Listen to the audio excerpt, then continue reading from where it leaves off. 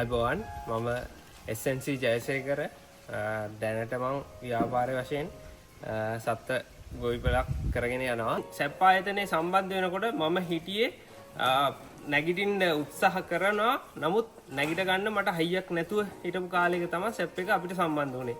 ඉතින් ඒ අතදීම මං උපරිම ප්‍රයෝජන අරගෙන මගේ තිබුණ කිරි ලීටර් 27ක වගේ ප්‍රමාණයක් සැප් එක සම්බන්ධ වෙනකොට ඒ වෙද්දි හම්බුණ මිල්කින් මැෂින් එකයි චොප් කටර් එකයි ඒ මුදලත් එක්ක භාවිතා කරලා මට පුළුවන් වුණා ඒ අවුරුද්ද තුලදීම කිරි ලීටර් 100ක් දක්වා මේ ගොවිපළ ගෙනියන්න. ඉතින් එහෙම කිරි ලීටර් 100ක් දෙන ගොවිපළකින් හොඳ ආදායමක් හම්බ වෙනවා. ඉතින් මගෙත් එක්ක ඒ වෙලාවේ දෙන්නෙක් වැඩ කළා. ඒ දෙන්නට අමතරව දැන් 4 දෙනෙක් වැඩ කරනවා. එළුවෝ 3 දෙනෙක්ගෙන් පටන් ගත්තා. මගේ එළු ගොවිපළක් තියෙනවා.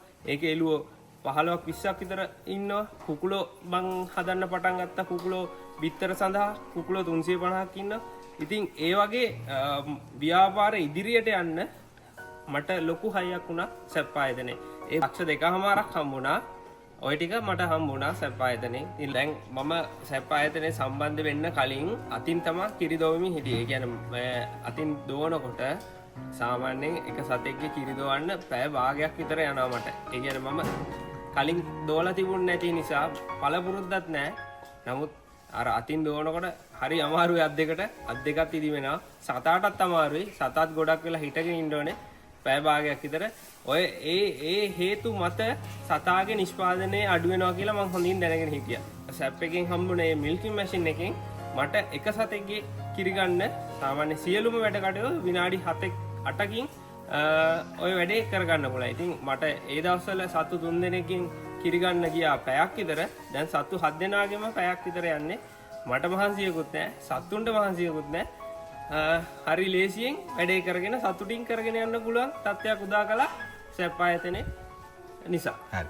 මම මේ ගොවිපළ ගන්නකොට ඍණ ආර්ථිකයක් තිබුණේ. ඒ කියන්නේ ඉන්කම් එකක් නැහැ. නමුත් අපි මේ සතුන්ට ෆීඩ් කරන්න ඕනේ.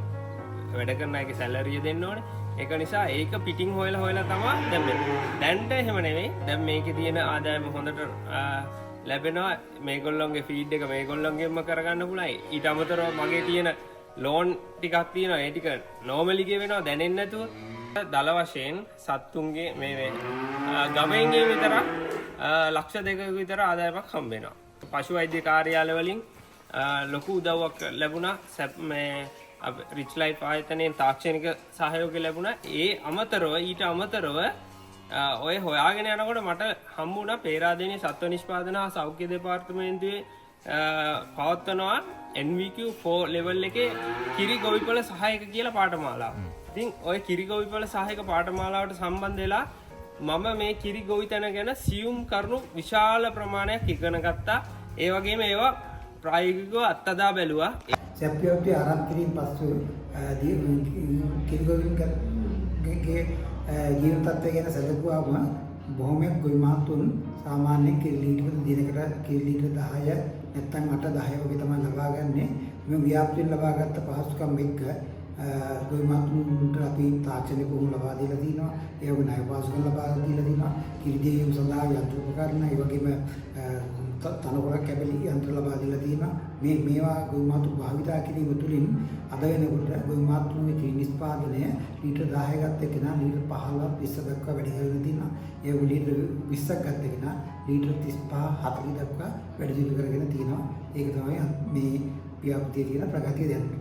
ඒ ප්‍රධාන වශයෙන් අපි අපේ ගොවි මාතුන්ගේ ප්‍රොඩක්ෂන් එක ප්‍රොඩක්ටිවිටි එක වැඩි කරගෙන බලාපොරොත්තු වෙනවා. එයාලට අවශ්‍ය දැනුම අවශ්‍ය සම්බන්ධතා හැදීම අවශ්‍ය උපකරණ ලබා දීම තුලින් අපි ප්‍රොජෙක්ට් එක දැන් අවසාන භාගයට එද්දී අපි ඉතාමත් සාර්ථක ප්‍රතිඵල මේ ව්‍යාපෘතිය තුලින් ලබාගෙන තිබෙනවා.